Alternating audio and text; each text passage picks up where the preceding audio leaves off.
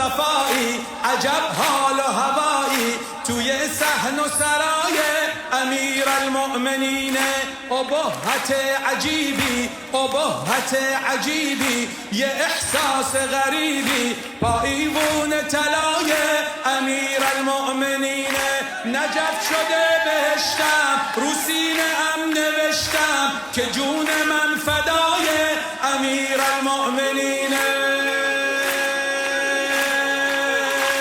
شبیه قنبر میخونم یک سر امامم حیدر، شبیه قنبر میخونم یک سر امامم حیدر. علی